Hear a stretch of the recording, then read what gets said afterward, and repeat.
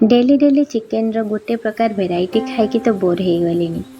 से चिकेन कषा हो कि चिकेन तरकारी, चिकेन लॉलीपॉप हो कि तंदूरी चिकेन कि चिली चिकेन हो कि फ्राइड चिकेन।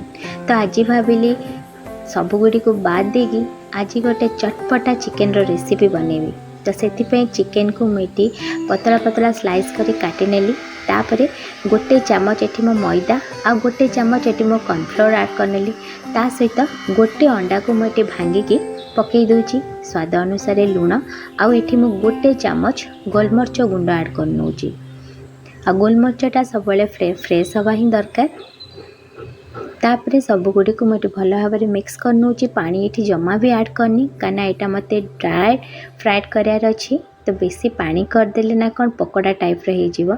तो से मु ड्राए भाव में ही यहाँ को बन ये देखिपे। तो ये चलतु मु तेल गरम कर नौची। तेल गरम हो गला एबे देखिपे चिकेन साइज केमती मु बहुत पतला पतला कर स्लाइस कर काटिकी रखी। तो ये चिकेन देखिपे केते क्रिप्सी जना पड़िबो छाणी सारला परे। आ गैस रो फ्लेम सब बेले लो रु मीडियम ही रखिए। तो ये देखिपे 4 ରୁ 5 मिनिट पर मु चिकेन को एपट सेपट कर ओल्टे नौची जहाँद्वारा कि क्रिप्सी हो आ भीतरटा भल भाव में कुक हो।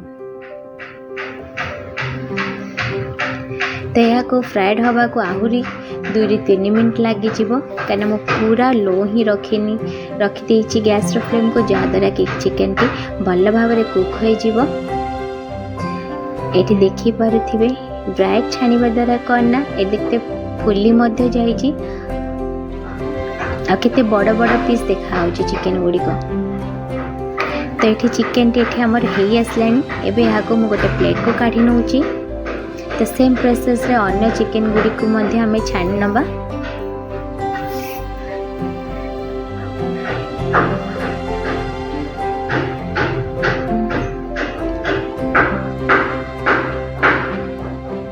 यहाँ बहुत ही चटपटा बनी थिला। तो भाविली रेसिपीटा मु आपण मानक सहित शेयर करी जहाँद्वारा आपण मैंने जदि मो भली चिकेन गोटे प्रकार भेराइटी खाई बोर होते ताले रेसिपी को घर निश्चय ट्राए करेंगे। तो यहाँ मोर छना हो गलानी। एबे चलते नेक्स्ट प्रोसेस को जीवा। से गोटे पैन रे मु 2 चम्मच रिफाइन ऑयल आउ बटर ऐड कर नहीं।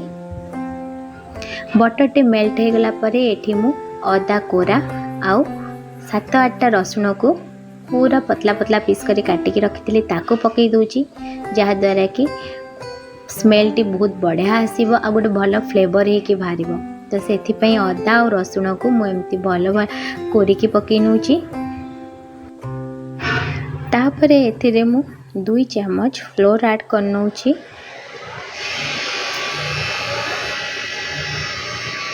फ्लोर ऐड करने द्वारा कौन ना चिकेन जो ग्रेवी अंशटा से बहुत भल भाव में बाहर। तो ये देखिपे फ्लोर को मध्य मुझे भल भाव में अदा रसुण सहित भाजी नौची जहाँद्वारा कि कंचा स्मेलटा और रही। और यटा को मध्य आपण लो फ्लेम रे करेंगे। तापर ये मु कटा पियाज आ कंचा लंका ऐड कर नौची। कंचा लंका ऑप्शनल जदि आपण चाहिए पकई पारती न पकई भी पारती। बट जेहेतु एठी आमे लंका गुंड यूज करने तो कंचा लंका पकईवा द्वारा फ्लेवर टिके भल आसीबो। तो ता सहित एठी मु कैप्सिकम मध्य ऐड कर नौची।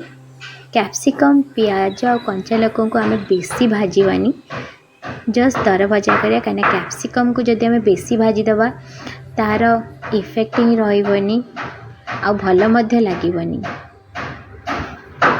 जस्ट 10 ରୁ 12 सेकेंड आम को कषिदेला मु स्वाद अनुसार टिके लुण ऐड कर नौची। आउ बेसी या आम भाजीबानी।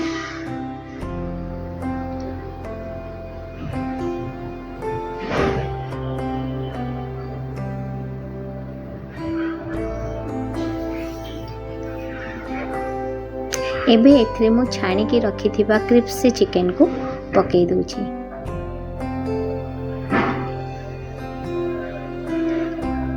एबे याकू मध्य हमें भल भाव टिके गोली नबा। तापरे जोटा यही रेसिपी रो मेन इंग्रेडिएंट सेटा होची धनिया पत्र। तो धनिया पत्र आउ गोटा जीरा को मुठी जस्ट गोटे 2 सेकेंड जमी ग्राइंड हो पार से भाव में करके रखी ताकू ऐड करनोची।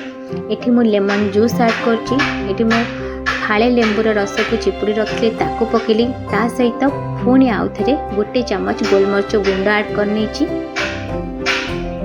तामाने ए रेसिपी रे आपण मीठा अंश भी पाइबे, खट्टा अंश भी पाइबे, टिके जस्ट हल्का पाटी को राग आसथिबो सेटा मध्य पाइबे। सब प्रकार फ्लेवर ए चिकन रे आपण माने पाई परिबे। तो आपण माने भाबिथिबे मु एठी मीठा कथा कहले चीनी तो ऐड करनी नाई। एठी मु चीनी ऐड जमा भी करनी। एठी मु गोटे चमच महू ऐड करची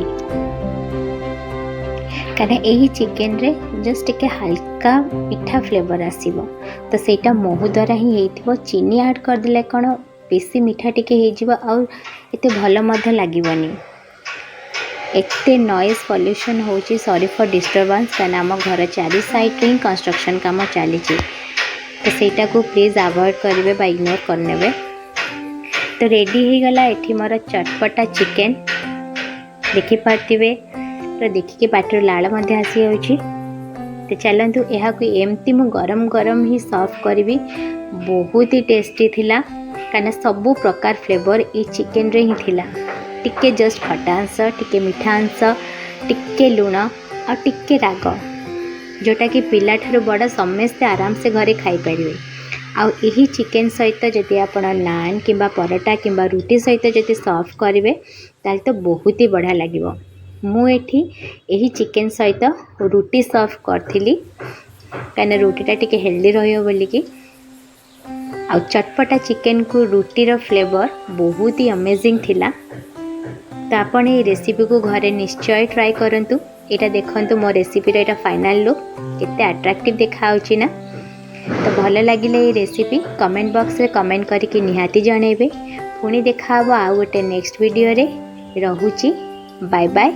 किंतु यही रेसिपी रो इंग्रेडिएंट गुटे को मु कहि दउची। एठी मु चिकेन, अदा रसुण, कैप्सिकम, प्याज, लेमन जूस, एठी मु हनी ऐड करनी ची। ता सहित धनिया पत्र आउ गोटा जीरा को ऐड करथिली। बहुत ही अमेजिंग थिला। निश्चय ट्राई करिवे।